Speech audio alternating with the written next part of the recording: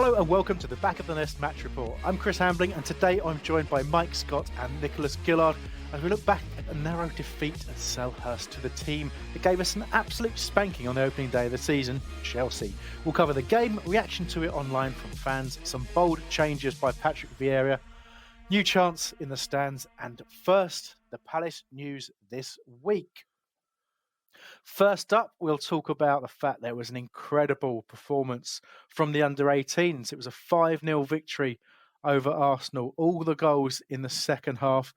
Obviously, having to follow it on Twitter, gents, but I think Akinwale with the first, a couple from Finn Mooney and a couple from Ademola Adebomi. Ooh, there you go. That's a hell of a lot to say, but he's impressing me so much every time I've seen him play. You know, the way he takes his chances, the sort of directness, the power, the pace, the ability. You know, as a forward, he seems to have it all, but it's that transition. I was talking from this parish, Patrick O'Connor, about it on our chat in the week, and just saying, you know, it's one of those players where you do think, will he translate from playing in the 18s against essentially, you know, physically these are kids, and he stands out there. And when you stick him up against men in the 23s and at first team level, is he still going to stand out that way? But he's regularly scoring goals, looks a real handful. And it was great to see Mooney back on the score sheet as well. Since signing that pro deal, he'd kind of had a couple of little niggling injuries and a bit of a drop in form, but you know, really back to form in this one. And Mike, we've been smashing the North London teams, haven't we? In the academy, in the 18s and the 23s. Sorry, it's been a really good performance. I think we've beaten them all 4 games. It's amazing stuff, and you know, Arsenal were decades ahead of us in terms of the academy, so that's quite the result. Actually scored more goals than Arsenal had shots as well, so would have loved to have seen that. Yeah. Almost unthinkable a few years ago, Nick, that you know, the famed conveyor belt of talent that Arsenal were producing through their academy, with, you know, Arsene Wenger priding himself on producing youth, and still a huge reputation. But Palace, you know, early on the journey in terms of high level academy, but we've been churning out great players for years, and you know, that result speaks volumes, doesn't it? It does indeed, and we've kind of been a bit of a dearth. There's been the odd one or two coming through, but I've got a feeling we're going to get a lot more. And one does wonder how much the academy impressed Patrick Vieira into actually coming to us, having seen the Wenger project. And our very own Clinton Morrison was eulogising about the academy as well when we were on BBC London earlier on this week, wasn't he? He said it was fantastic, yeah, and matched many other Premier League grounds and academies, so that's good. I've got to applaud you, Nick. You can barely speak because you're so bunged up, but you still went with the word eulogising, didn't you? And that yes, shows the bravery of the man. I want to know why you call me Nicholas in the introduction, because I'm only ever called that when I'm naughty. I really want to know what I've done. I'm not going to lie. Mike wrote that. Mike, reasons? I was going to guess a middle name as well. I was thinking like Tarquinius or something. It's Nicholas John, because my dad used to say Nicholas John, Nicholas John, Nicholas John. Keep your trousers on. Really? Oh, there you go. NJ. Right, NJ is then. Kids. I mean, let's also give a quick shout out to the Queen at 95 with COVID, probably sounding quite similar to you at the moment. yeah, exactly. Yes, one does feel rough. Yeah, I mean, fingers crossed she's all right. You know, you have to say she's one of the good ones, right? Oh, Nicholas is all right, but no. Yeah. I care more about Nicholas than the Queen, to be honest with you. Thank you, Michael. Well, there you go. Fair enough. I'm not a royalist, but I think she's all right. I was about to say something very political there, but I don't want to start Nick off. So let's move on. 23s, 2-2 draw against Man United. Again, their performances this season have been absolutely superb.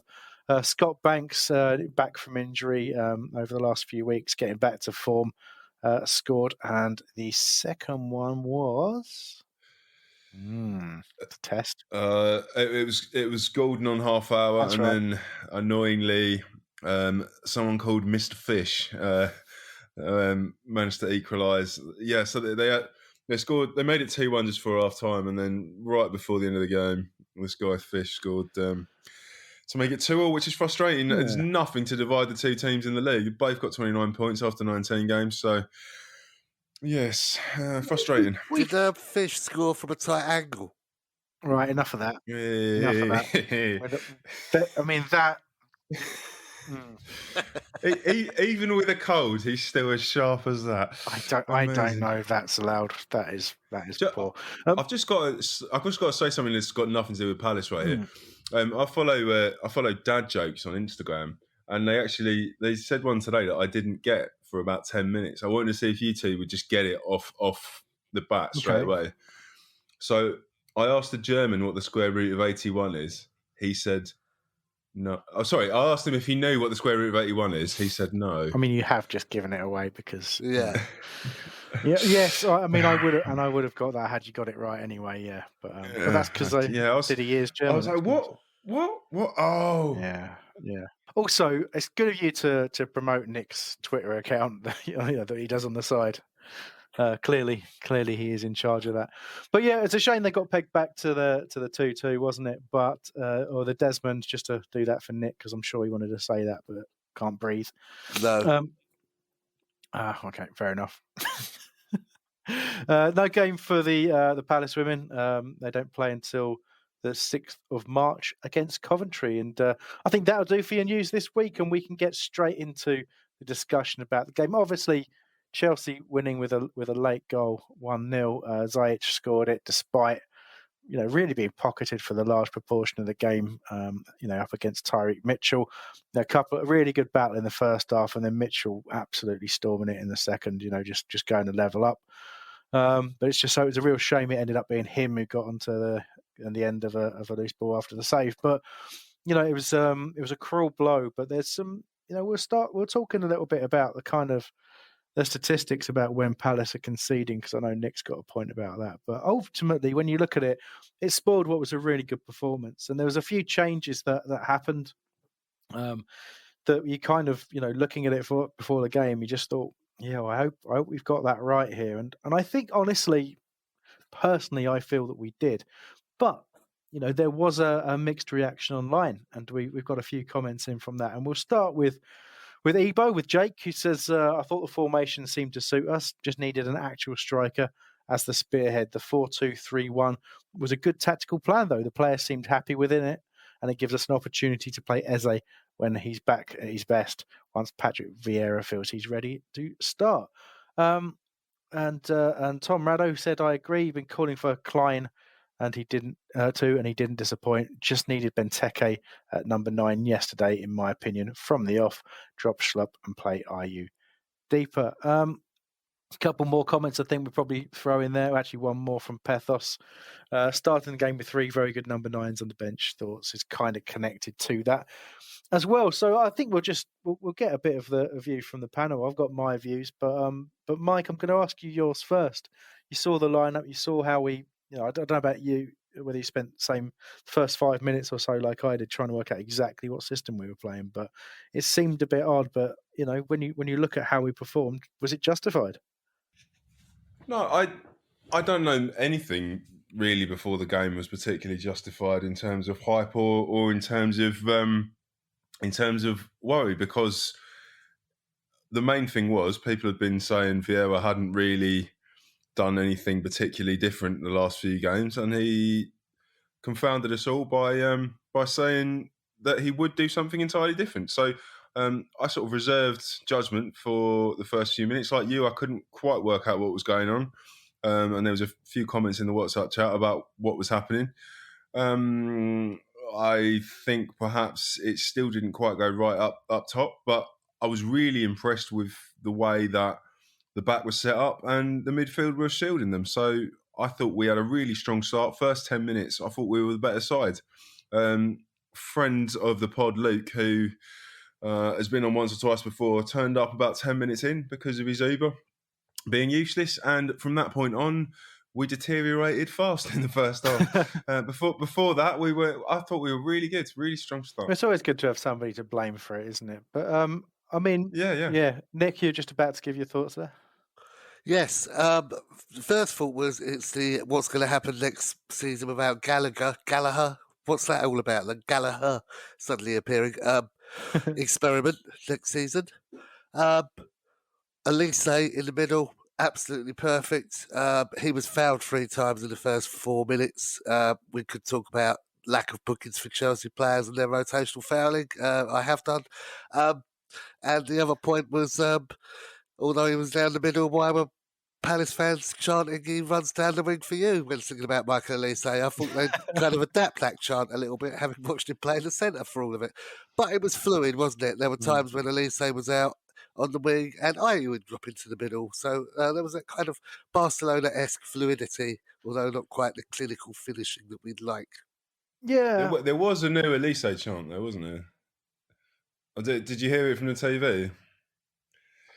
Can you sing it so we can as- mercilessly play it back like we're doing? I can't remember the melody now. It's Mitchell at the back, Elise in attack, Palace on their way to Wembley. I can't remember the first 2 lines. Anyway, that was sung about 14,000 times yesterday.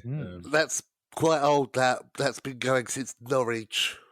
There you go. And on the boat trip to Brentford, it was sung many, many, many times. We've got Super Pack Vieira. And on the way to Wembley, will soon be changed to On Our Way to Victory. But the Chelsea fans were singing the Thomas Tuchel version as well. So it's stolen from somewhere, but isn't everything. But yes, exactly. it's very catchy. It isn't everything. Well, it's always good to keep churning out new chants, whether or not they're inspired by other chants or not, because like you say, it's very difficult to be entirely original, and we can't always hit the heights of "You Belong in a Burger" once sung to Dean Gherkin at Colchester United. Really? Can't get to that level every time, can you? Look, I've got to say the formation to me was good. I can understand it, and it really did offer something that little bit different, because that opening 10 minutes you referred to, Mike, it was really Chelsea getting to grips with it, because they hadn't anticipated that change. They certainly struggled to get their players on the ball in the right areas. Their game plan needed to be kind of changed, and once they did adapt that from the sidelines in that first 10 minutes, they did come on a bit strong, and we had to thank Vicente Guaita a little bit for keeping us in the game. But going back to the lineup, to the tactics, I go back to my previous problems. I think, like Tom had said in the comments there, that I do think it was time for Klein to come in, and Wardy being out, I assume, I don't know if he was suspended, or I don't think so. I have to assume it was an injury. And perhaps that's been behind, a little drop in form of late, because for me, it's always been, one of our weak areas, and he looked very slow for parts of the previous game, and we were caught out, quite considerably there. So getting Klein back in there, and I thought made us look a little bit more solid at the back, even though he's not quite the player he was. But I still, maintain that even though the 4-2-3-1 suited Jeffrey Schlupp a little better, I still think you're doing something wrong if you're playing the guy in central midfield. So when we saw the lineups, I was hoping, even though we got murdered 4-4-2 against Chelsea, I was kind of hoping it might have been a 4-4-2 with him playing wide left, because I've been more comfortable with that. But I just don't see what we're gaining by doing that. But sorry, Nick, you were going to say something. You gave up because I went on. But go on. No, I was just going to go on from that and say what a difference having Macca back made as well. You haven't mentioned him yet, and I think he was superb yesterday. In fact, the whole game, I can't pick holes in any player apart from maybe Zaha's first touch a little bit iffy a couple of times, but I can't fault anybody. That's the thing. It wasn't that sort of performance, was it? No, exactly right. It wasn't. So, I mean, everything that you look at when you talk about the lineup, to me, everything that people have got in contact with and all the stuff that's been going on social media, I think everything was justified. I think that was the type of game where, if you look at it in the sort of cold, hard light of day, take the emotion out of it, we've played Chelsea, who are challenging towards the top. We went what I would consider to be toe-to-toe with them, and we narrowly lost, and we were unfortunate to do that in the end. They had chances to score that maybe on another day they would, but so did we. Not quite as many, and unfortunately for us, 0 shots on target, which will be one of the focuses. But we gave a really good account of ourselves, and we lost. And it's not losing to Chelsea with a late goal that's that's necessarily a problem, but it's the pattern that forms part of where people are probably getting their concerns from. And of course, having a different formation asks questions for managers of future teams that we play because Yeah, they're not going to expect it. So it's a conundrum for Roy now on Wednesday. Well, I was just about to bring that up.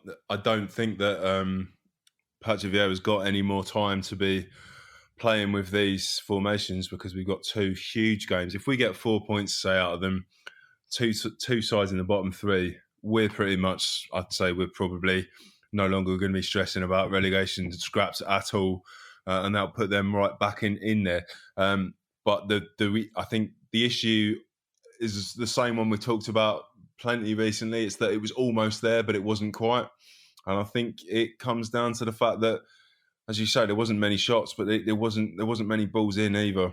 Whether that was because of the way he was playing Elise and Zaha, you mentioned, just didn't seem to run with the ball too much. No. He had to pass it sideways, and it just led to an uncharacteristically small amount of balls into the box, which, you know, you've got to guess was the game plan because of the fact that he didn't choose any of our number nines. Well, that's exactly it. I mean, that's the trade-off to some degree, to give yourself that, you know, that those extra bodies in midfield, to give yourself the ability for those in midfield to drift wide and stop the fullbacks overlapping quite as much. If you go back to the first game of the season, we were absolutely killed out wide. You know, the both fullbacks were put under so much pressure and beaten so regularly that, you know, it could have been more than three. And this time round, we shut off those avenues and really worked Chelsea hard. So, but you're right, the trade-off from that. And look, we did put some crosses in, but even when we put, you know, the handful of crosses in that we did put in, and there was a couple of really decent ones, we're crossing to nobody really. We're hoping the ball goes through and drops to maybe a Zaha coming in down the left-hand side, or, you know, Elise popping up in the box somewhere or something like that. There was nothing else really going on there. And, you know, I go back to, and I don't want to pick on him too much, Jeffrey Schlupp, but, you know, that's a player there where if we wanted to really do something, you know, a player like him who's capable, he has got very good instincts as a forward, got a fantastic shot in him, great finisher. He just didn't get in the box anywhere near enough. And you wonder about the system that we put out there, that actually probably that 4-2-3-1 with Gallagher or Gallagher, Nick, would probably have been a bit better. But obviously he didn't have that option. It's quite strange. I was standing next to a guy yesterday, inexplicably appeared next to us. It was probably the biggest Jeffrey Schlupp fan I've ever seen ever. I think he basically would have happily asked Jeffrey Schlupp's other half if he could take a punt at Jeff. So I kind of saw Jeff from behind rose-tinted glasses during the game. Just checking, it wasn't Chris Clark, was it? No, even more than Chris Clark. More than Chris Clark. Okay. Yeah, but I want to use a springboarding comment from the often used Andy the Twat 1992. His comment on Twitter, I think, sums up a lot of our thoughts. Maybe not everyone's thoughts. Definitely not DR's, but a lot of the back of the nest peeps. He said, too many negative comments lately, obviously referring to Twitter. We're playing good football, attractive football. Luck is a massive part of the game, and at the moment we don't have it. And I think that's the bit I'd probably take issue with. Otherwise, spot on comment. Look at Brighton last season to now, very similar, isn't it? Just calm down is all I'm saying. I don't like to think of us in terms of Brighton, but earlier before the game was thinking precisely that. I feel like we're in that transition period, and we're a little bit back from them, which is a soul-destroying thing to say. But thoughts on Andy the Twat? I mean, he seems like a lovely guy. Oh, sorry. Yeah. Go on, Nick. Did Andy the Twat 1992, does it mean he won that award in that year and hasn't won it subsequently, and there have been different twats ever since? No, it means... Was that when he was born? No, it means that previously 1,991 Andy the Twats have registered on Twitter, I think. Oh, right. Okay. Yeah, that makes sense. Yeah. No, the Brighton comment, I think Mike's right there. And DR came up with a brilliant cooking a chicken in the oven analogy. And we're a work in progress. And you don't take the chicken out of the oven too early because you'll get salmonella. Yeah, It's always chicken with that guy, yeah, isn't and it? It's always chicken. also he's someone who, during the course of a recording, was cooking himself chicken, and the recording was about an hour and 15 minutes, and he was cooking one chicken breast. So he doesn't know anything about how long you keep chicken in the oven. However, I do actually agree with him. Um, it's to me, it's what Andy's saying is right. The negativity is way too much for where we are. I honestly expected a very, very, very tough season this year, and I still would have stuck with the changes that we made and given Vieira time. But it's so much better than I thought it would be. And yes, absolutely. I mean, I was on the Chelsea fan cast this week, previewing the game. And I said the same thing to them, which was that it doesn't really matter to me that we're not, in terms of points, in terms of results, we're not really any further along than we were for the last few years, because what I'm watching makes it so much easier to handle it. I don't know who we're going to pick, in terms of the team and the lineup without even needing to think like we did last year. I don't dread the day the game comes around like I did by the end last year. It was very, very, very tough to watch. It was attrition football. It got results and it kept us in the Premier League, and it was fantastic that it did. But this is a transition that is way ahead of schedule for me. So yes, absolutely, we got within our rights to say we're conceding too many goals at the same times, particularly late on in games or late on in halves. That is a real problem. And we're making some silly mistakes.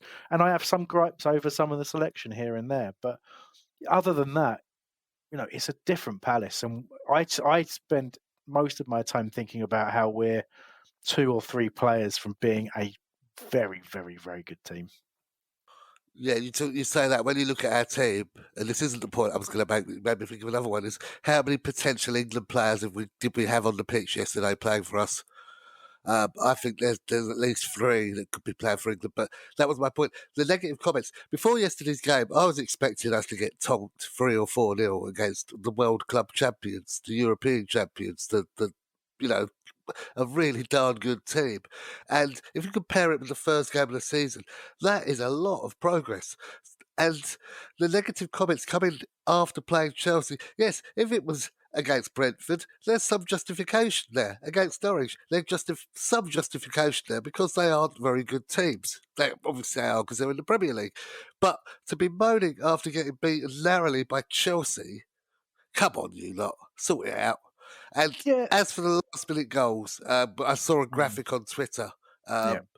Southampton, very cleverly, always have a player go down injured around 75, 80 minutes, and everybody else goes and fills up with energy gels just so they're there for the rest of the game. Perhaps, Patrick, if you're listening, you should be doing something like that, just so we're switched on for those last few minutes. Yeah, it's an interesting point, isn't it? I mean, that's a really good observation, Nick, and not one I'd picked up on until you said it. But there's all sorts of little ways of getting your boosts in when you can. But that it does tell a story. If you concede goals late in the first half, and concede most of your goals late in the first half and late in the second half, there's certainly you could argue there's a tiredness issue, there's a fitness issue somewhere, but ultimately it's more than that. There's a mentality thing that creeps in, and when something, even if it's, it can start off as bad luck, can't it? You can start off as being very unlucky, 3-4 games on the trot, to be caught out by an unfair bounce or something like that, and it becomes a habit because it becomes something people are aware of. And all of a sudden, once you're aware of something happening at the same time, you kind of anticipate it and your behavior changes. So you can only get out of that through focus and work on the training ground and all those kinds of cliches that we hear sort of week in, week out. And we have been unlucky, I would agree with that part to some degree, but we've also been the architects of our own bad luck many, many occasions, with not clearing the ball, with not stopping crosses, with not, with potentially, what some people have said, we've overplayed, but I think sometimes just picking the wrong moment to play, rather than not necessarily overplaying, because you've got to back yourselves and back your ability. But it's been hard at times, but it's so much better to watch. I think the other thing that's been the architect of many a downfall this season is set pieces. Either us conceding them, which I definitely think we've been better on, and I have to shout out to Anderson because I thought he was absolutely Rolls Royce of a defender against Chelsea, and definitely my man of the match. But yeah, I wanted a comment from Ebo. I'll go through his whole comment. I thought the formation seemed to suit us, just need an actual striker as the spearhead. One concern is the very poor set-piece deliveries. Even Elise in corners was quite poor, and the free kicks were shocking. Was it just windy conditions, or is it time for Banksy? Yeah.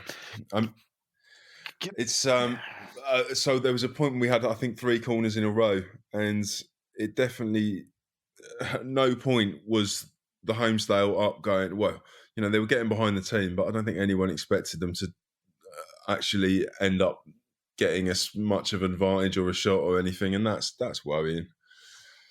That first free kick was very, very similar to the one against Hartlepool, wasn't it? And I think we're expecting a bit more from that one.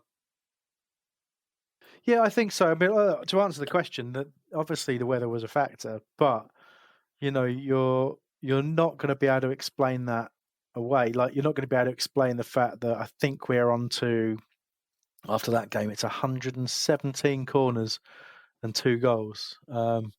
So I mean, arguably, I now need to have to go and compare that against every other team to see just how bad it is. But it doesn't sound good, and it's just something I picked up from yesterday without checking everybody else's stats. But that didn't feel good to me when you consider the quality of dead ball that we've got and some of the players that we have available to us. But it does kind of, we've been bad at conceding from set pieces and bad at scoring from them in general, and we have some really talented players in terms of who's there to take them. And so yesterday you can forgive, but in general it's a wider question to ask. Yeah, and you mentioned Southampton. I mean, imagine if we'd have had the goals that they've had from set pieces, where we'd be in the league. You mentioned stats, and I came across a stat today whilst in the car from Perry Groves, no less. That Zaha sneaked into being the second most prolific Premier League appearanced player from an African nation in the Premier League's history. He's got 250 Premier League appearances now, and he's second behind a guy from Newcastle that I've totally forgotten. He was around from about 2000 until 2015. I can't think of it is. Anyway, I believe Zaha needs 44 more appearances to be the most prolific Premier League appearance African player in history. So there you go. Sorry, I got distracted. Definitely not Googling it.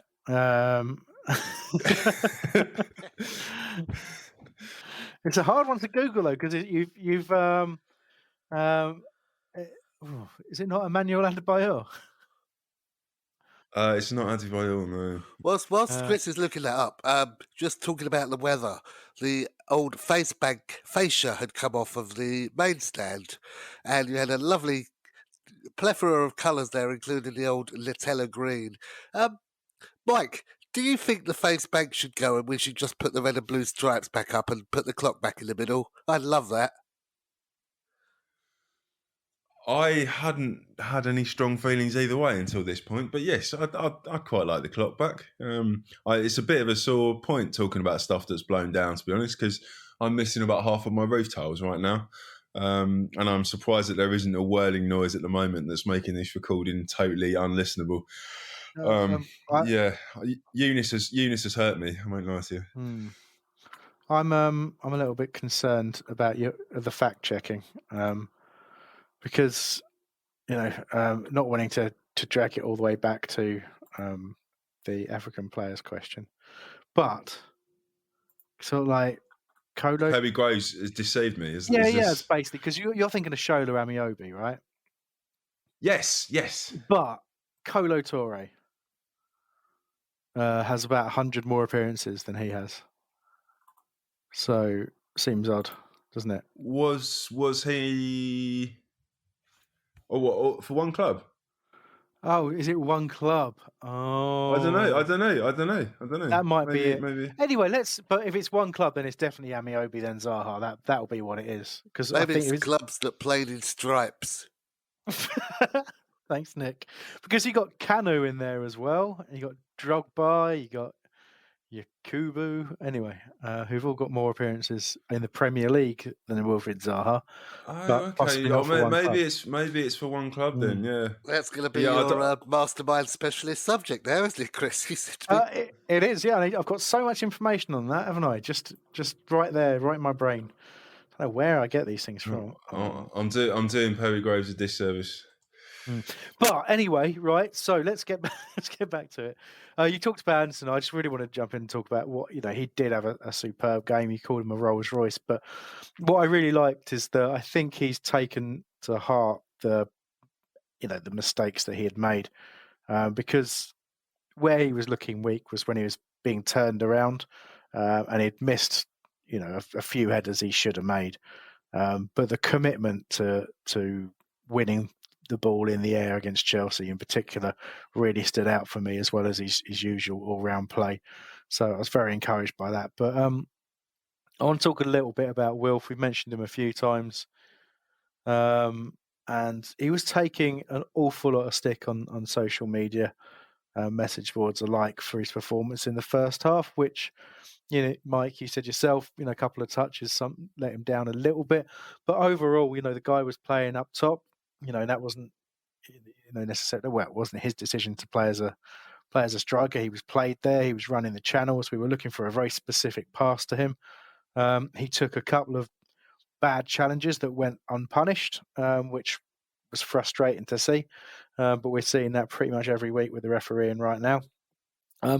But he also, I think there was a moment in the game where I think the game was ours, and it did fall to Wilfried Zaha. It was the chance where he got through on the left-hand side of the box, cut back in on his right foot. And Mendy had just shown him way too much of the goal to his right side, to Wilf's right, to Mendy's left, and all he had to do was sort of put it in that corner. And he just did that, a fairly common thing if you're not a world-class footballer, which is try and set the ball that little bit too far wide and bend it in. But you'd expect a player with his ability to have finished that, and he didn't. And that was it. I think that was our moment. And not to say that we didn't play well in the second half and we didn't put pressure on, but we had a lot of shots drilled just wide. Zaha again had drilled one. I think Elise a couple that were dragged just wide. And but it was 7 shots in the game and none on target. Chelsea hit the target 3 times and scored one of them, and that probably sums up why we didn't go through and win the game.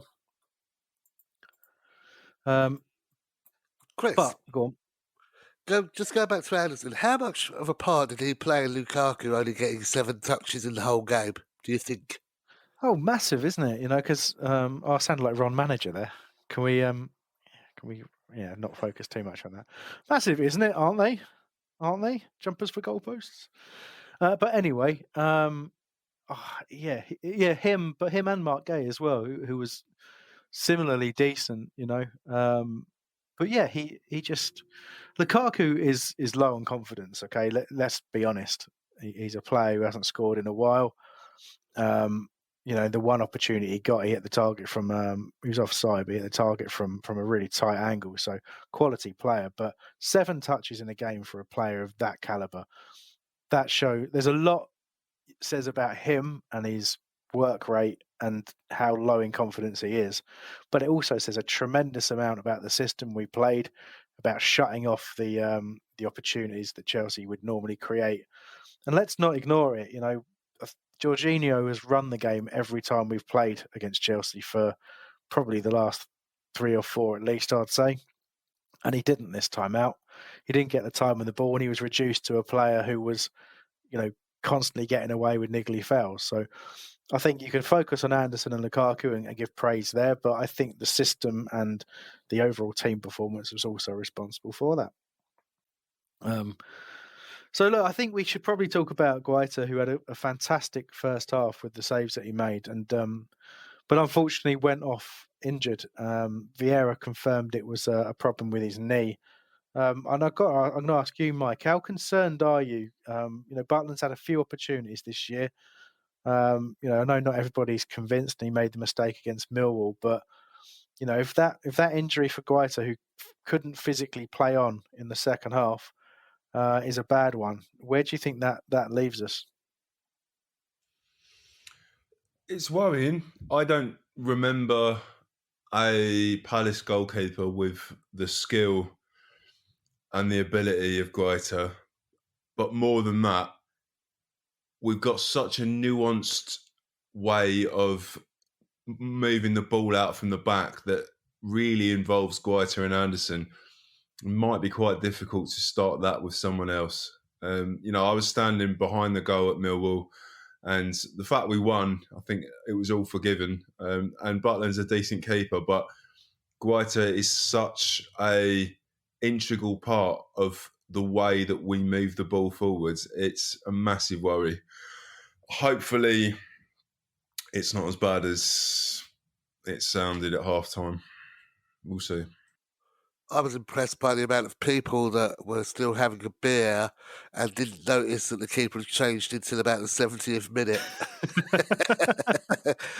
I'm hoping it's precautionary. And he felt illegal. And the fact that we've got Jack Butland, who can come on and is a half-decent keeper now. I mean, he always has been, but he's got the confidence back. You could say, he let the volley at the end go through his legs. Perhaps he could have done a little bit better there. But I wasn't too concerned about Gray. I was concerned about Gray being injured, but I wasn't concerned by his replacement, if that makes sense, as much as Mike is. Well, let me ask you this, Nick. For those of you that were there when we lost 3-0 in the EFL trophy to Sutton United at Gander Green Lane, those of you that have seen Remy Matthews, are you not then worried about who would be our number 3 if Butland's on the pitch? Because Remy Matthews is dog shit. What are the chances, though, of that happening, needing a sub-goalkeeper twice in one season when it's barely happened in the last 10? It's a good point, but you're attempting to jinx it now, so I'm going to have no part in that, and I'm also going to mention we've got 2 very, very good young keepers coming up through the years. And that's why I feel really bad for just using the word dog shit. He's a professional goalkeeper. Yeah, he had a bad game. Him and Yaroslav Yak let 3 in. I've overstepped. You know how you feel about Yak as well, and I know you're still pining for him. I know you're still convinced that somehow, somewhere, he's going to turn it on. But I think that's I think you just got to accept that that's over now. We talked a little bit about Klein. I suppose, Nick, I'll ask you. Oh, I don't know if I can ask you because you've gone grey on my screen.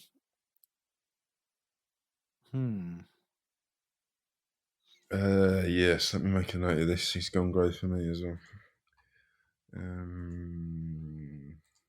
Okay, so I'm gonna ask you, Mike, as an edit point. Yeah. Okay, go for it again then. So, Mike, I know you're a big fan of Klein. So how you feel about him playing there more often? Are you someone who thinks, Ward doesn't deserve to be dropped, and as soon as he's back fit, we'll just slot him back in there? Obviously Ferguson's had that setback, so we're not going to obviously do any more business. We didn't get a right back in the transfer window, even though it was possibly an area you might want to look at. But would you happily see Klein stay there? Well, first of all, Vieira is not afraid to make changes based on form, and I absolutely love that about him. It's one of the big plus points for me. And Ward has had a few poor games. I don't think there's probably a great deal between the standard of Klein and the standard of Ward, but for me, Klein just offers a little bit more. He's more of a footballing right back, and he is a classy player that deserves more than to sit on the bench. So for me, the ideal throughout the season would be using them both. But I think he deserves a run now because Wolves had a run and he did more than enough in that 90 minutes to show that he should be starting again, whether Ward's fit or not. Give him half a dozen games and see what happens. Compare it then. That's what I'd do anyway. So finally, Nick, just so we can kind of round off this review without having to go over the goal we conceded, it's just one of those goals that happens when you're under pressure and you lose a bit of concentration, as Patrick Vieira said himself. But we did see some changes in the midfield. You talked already about Jimmy Mack coming back, so to speak. But Cheikh Kouyaté, obviously back from AFCON duty, a winner with Senegal. How much did we miss him?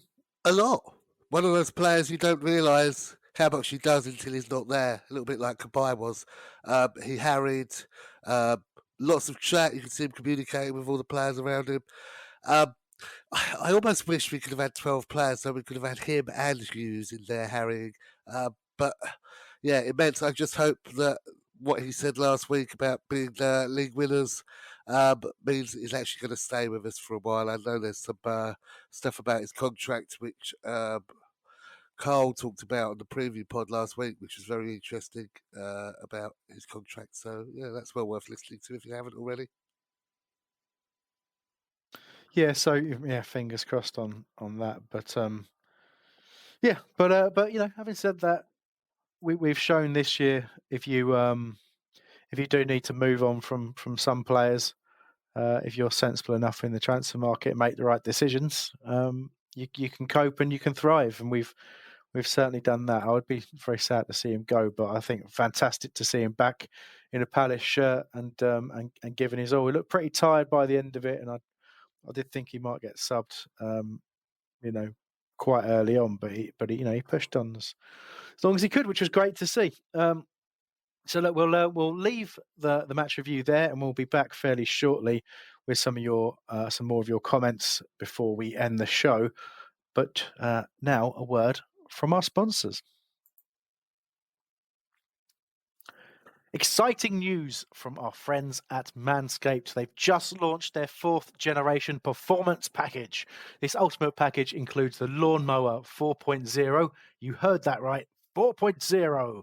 Manscaped, the leaders in male grooming, have done it again to make your grooming game next level. Join the 4 million men worldwide who trust Manscaped with the new Performance Package 4.0 by going to manscaped.com for 20% off and free shipping with the code BOTN. Now we're going to talk more about the Performance Package, gents. And I know, Nick, you have been blessed by some Manscaped products even recently, and yourself, Mike, as well. But I recently got the shears. You know about the shears? No, tell us. The shears. Do tell us. The shears 2.0 I got, which is a luxury 4-piece nail kit featuring tempered stainless steel tools within a compact case made of premium PU leather. It has a magnetic closure and it displays a laser engraved logo. So you've got some tweezers in there, some scissors, fingernail clippers, and a nail file all in that wonderful case. And I have to say, it has come in really handy. You know, it's nice when you get something that genuinely you need. My partner, she's always talking about my nails and complaining when, you know, a toenail maybe scratches her, maybe sometimes, maybe. Or oh, have you got a girlfriend, Chris? I do have that. Yeah, I do have one of those. Yeah. Do you? Yes, long term. Yeah, long term. It's nice. It's nice, isn't it? Yes, Nice. it is. Nice not to feel lonely, isn't it? It's nice to have someone. But anyway, it's not about that. It's about a wonderful piece of kit. And like I said, genuinely, it's something I needed. And I have to say, it was a breeze to use. My toenails look perfect. My fingernails are glorious, and I feel fantastic. So there you go, Nick. You got something else, didn't you? What did you get? But just before you say that, I was a bit upset that when you said laser, I was hoping you'd stop there, but you said laser engraved. I was hoping they would have a laser on them because then I definitely want some. But no lasers yet. No. I've got the aftershave, which is lush. It's really, really nice. A really good scent, and yes, my other half loves that. And I've also got the Lawnmower 3.0. What I'm really harking after is the nose trimmer. the weed The weed whacker. whacker. Yeah, Terence got that, didn't he? Yeah. He's Yeah. not old like me. See, I've got hairy ears and nostrils, It's and just what happens, isn't it, when you get yeah. old? So I might actually use the BOTN code and get 20% off I myself. did suggest it. I did suggest it in the week, didn't I? And I could see you were amused at my suggestion. But you can use BOTN at checkout to get 20% off and free shipping. Mike, anything from you before I give them some more of the rundown on the performance package? Well, I've got a couple of things to say on that. I have all three of the items you discussed, and definitely the little clippers. They're really classy. I'm used to like getting the ones from Poundland for the kids, and they break in half after about 3 uses. And magnetic thing that you put them in, and they're rock solid. I can't see them breaking ever. Just means you can buy one thing and then not have to worry about it for ages. But more than that, I on this theme, I wanted to talk about a poor guy from the Beijing Olympics this week, Remy Lindholm, who was part of the 50-kilometer mass skiing race. Unfortunately, due to the temperature being lower than expected, he suffered from a frozen penis. So his comment was, "You can guess which body part was a little bit frozen when I finished. It was one of the worst competitions I've been in. It was just about battling through. When the body part started to warm up after the race, the pain was unbearable." Now, you'd think, if you've got a frozen penis, at least you're going to end up sort of in a medal position.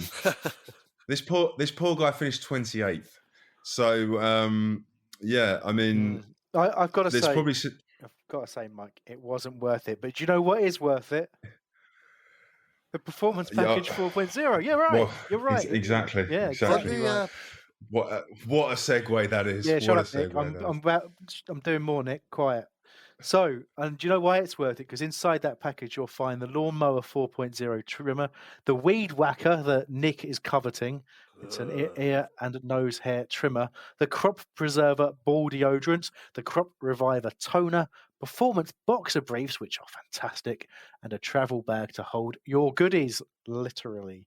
That Lawnmower 4.0, it's the greatest ball trimmer they've ever produced. It features a cutting-edge ceramic blade to reduce grooming accidents thanks to their advanced skin-safe technology. It has a 7,000 RPM motor, Nick. It has a new multifunction on-off switch. It can gauge travel lock, and it gives you the ability to turn the 4000K LED spotlight on and off when needed for a more precise shave. It's waterproof as well. It keeps coming, all the good news. But anyway, it's time for you to get involved as well. We're all benefiting from the wonderful products on offer at Manscaped. So head to manscaped.com for 20% off and free shipping with the code BOTN. On the subject of frozen penis, isn't that what they called you after you sang Let It Go on karaoke? I mean, how long had you been waiting to say that? Shall we get on to some listener feedback? Yeah. Can I start with one that's probably it's the absolute crux of the issue? This is from Elite Palace on Twitter. Wanted to discuss the hot dogs. Would it be nice if they were a bit bigger and the option of some chili on them would be nice? Now, I hadn't noticed that we were doing hot dogs. I've had the vegan pie, but I didn't realise we were doing hot dogs. So, are the hot dogs too short? Is this the issue here? Is this? Well, Nick, I'm going to have to default to you because I haven't. Well, look, Stamford Bridge, the hot dog sausage is 3 times longer than the bun, so they obviously haven't got it right there. No chili at Stamford Bridge. The Tottenham hot dog is rubbish. Crystal Palace. Now, I've generally got the pie, so I've never done the hot dog at Cellar, so I'm not really the person to ask. Sorry. So if they're still doing the same hot dog they were last season, which I've got no reason to believe that's any different. Yeah, I can see where you're coming from, but I don't believe that they're there really to provide much in the way of extreme quality. I think part of the magic of going to football and eating food at a football ground is really that food should smell as much like urine as possible. and should effectively just be boiled, whether it's a bun, a burger, a hot dog, a pie. Just boil everything. That's generally what my experience of football food is. So I'm not really on board with all this gourmet stuff where, you get an Aberdeen Angus burger. Bring back Wimpy, Nick. That's what I say. What's wrong with Wimpy? It Yeah, sure. hasn't gone away if you know where to go. No, I know. I just mean at the ground because it used to be in the ground, didn't it? And sure, you take a bite of a bun from Wimpy, and all the moisture in your face immediately evaporates. But it's what it's nostalgia, isn't it? I think let's probably not prolong this conversation anymore, Right. other than to say it's half price at the end of the game. So if it's a bit small, then just pay half price at the end. How about this comment from William Pickering then? Have some, possibly recent stroke younger fans, got very short memories to be moaning that our current newly built team, managed by PV, full of young talent and internationals, isn't tearing the league apart this first season? Make our centenary DVD compulsory for every new season ticket holder. I love it. I mean, it's pretty much what a similar sentiment to what you've already said, isn't it? It is, but I do want to say, even us three, and some of us are more seasoned than others, aren't we, Nick? But we have moments where just your brain or your mouth runs away from your brain and just starts getting, you get frustrated with what you're seeing, and you think, especially when you're so close to being better than your league position and your points total shows. That's where I get really frustrated, and I have to bite my tongue a little bit and try and rationalise. So I do get what's being said there, but I think we're all capable of losing it. I think what gets frustrating is when people have no grounding, and I think that's where we're coming from here. Looking at the centenary DVD and having the full context of what your football club is actually a really valuable and rewarding experience, because knowing where you came from, it does give you a much better chance of being rational and having some perspective. Hey, Nick? Yeah, there's two things with that. A lot of the younger fans coming through have only known life in the Premier League. So it's scary, isn't it? There is that does make us feel old. And secondly, I would recommend, if people think that we're not good enough, just sing "We've Got Super Trevor Francis." He knows exactly what to do, and then it'll all work out for you. Yeah, exactly. It's just made me think, actually. My nephew now goes with my brother-in-law to every game. They got half-season tickets, obviously halfway through the season. And he is just turned 8 years old. So he's never known Palace outside the Premier League. I When really you say need to educate him. half-season tickets, does that mean they're only allowed in for the second half of every game? Yes, Nick. Obviously, that's what it is. And someone else has got the first half. You wouldn't want to be that person. No. Anyway, let's crack on with some more comments. There's quite a few around league position and Vieira, so I'm just going to read a few out and then just get your general thoughts. Phil English, and I don't know if this is the same Phil that I randomly met in Tenerife. If it is, hello to you. If not, hello to you anyway, Phil English. 5 wins from 25 games is good enough. We need to find 3 or 4 more out of the remaining 13. The manager can't keep making the same mistakes and saying the same thing every week. We are clearly not learning. That seems to be sort of 2 different points there, but fair enough. He missed the word "not" out in terms. It's not good enough, I think he meant. Oh, okay. London Eagle just wants to know: survive or thrive. TJ Rado, what points target and final league position should be considered a success? And then we'll just end this particular selection of questions with Leif Anderson's forehead. How big is this game on Wednesday night, and how many points do you think I'll drink? I'm going 8. Fair enough. There's a lot in there, isn't there? And I saw there was one from Jerry who was talking about Patrick Vieira not knowing his best side, and these things are all kind of connected, aren't they, about the number of wins? I think first of all, can I address the best side thing? I just think we've got to get used to the idea that there isn't really such thing as a best side. There's the best team for the game that you're playing now. It's something I struggled with Roy, which I won't focus on too much because I know it annoys people. But I don't necessarily like to see the same 11 picks every week. because they're our, in inverted commas, best team. I think you have to look at the team you're playing, look at the system you want to pick, and the best players you have available to play that system. But also, it's tough to keep everybody fit. Sometimes the games come thick and fast. Sometimes there's too many gaps between them.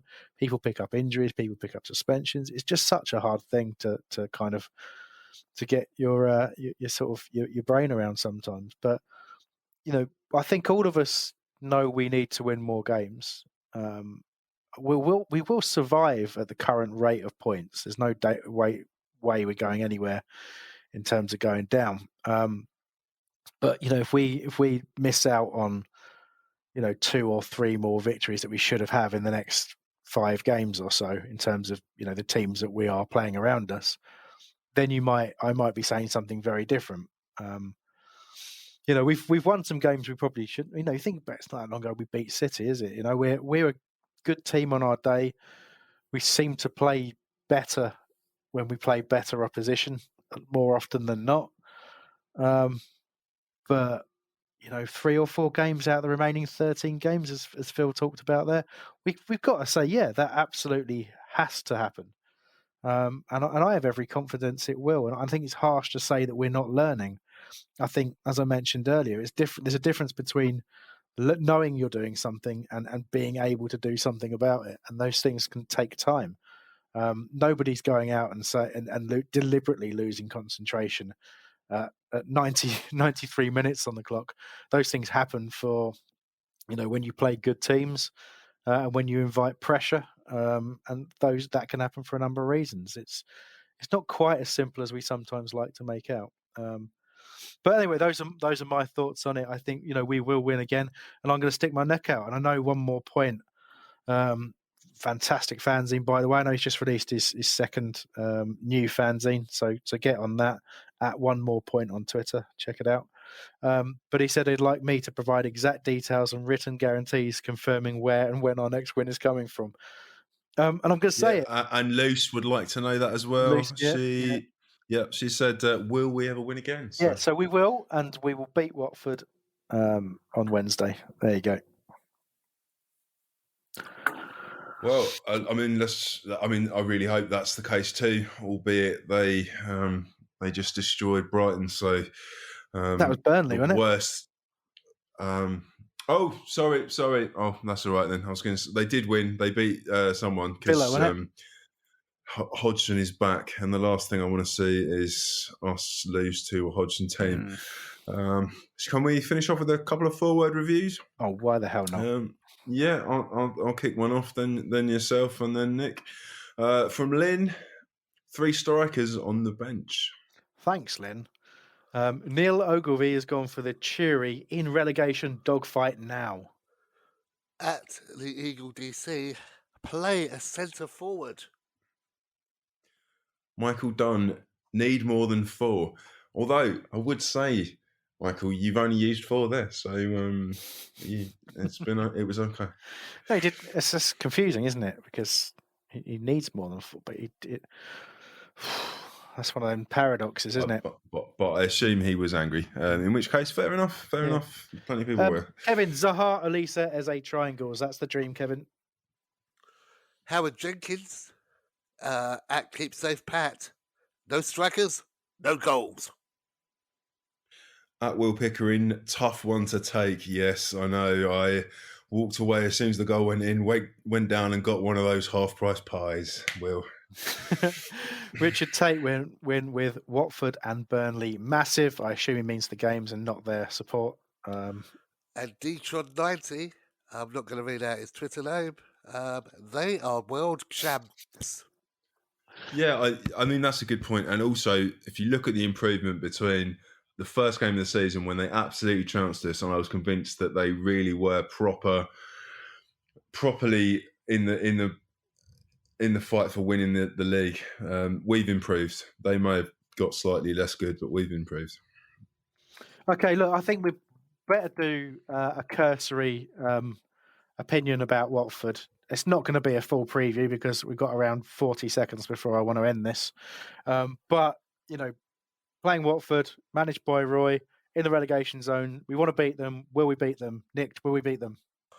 I want to see Mateta do to Roy what Zaha did with Patrick Vieira when he scored against Norwich. I just love him to run up to Roy and put his arms around him. That would be so good, wouldn't it? Just for not playing him for all that time. Yeah, I think we can beat them with their defensive midfield wingers. As long as we can keep Dennis and Sarr in check, I think we should be all right. Mike, thoughts?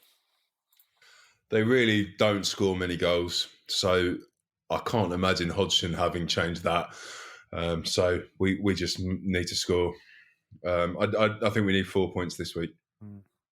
Well, I think we'll beat them. I think there'll be players there wanting to prove a point, but also I think we're a very, very different side, and I think we do things that that Hodgson team struggles with, and that's press high, work hard, and keep the ball. So I think we should go and beat Watford, but I don't think it'll be too easy. So there you go. That's my preview. I would like to see us start a striker, and I wouldn't want to see us make too many changes though. So that is your lot for the week. Thank you very much for listening to the show, and thanks in particular to all of you who got in touch today. Of course, we read everything that you send in, but we can't use it all, but it does help us to create the show, so it is appreciated. The preview team will be with you in the week, looking back at our victory against Watford and also forward to our victory against Burnley as well. So as ever, there's plenty more for you across all of our social accounts and plenty of stuff on YouTube as well, including instant match reaction, a chance to get involved yourselves. So find us on anything by searching Back of the Nest, like, subscribe, be merry, leave us positive reviews in all the right places, as it helps with the algorithms and allows more people to find out about us. So until next time, come on you Palace.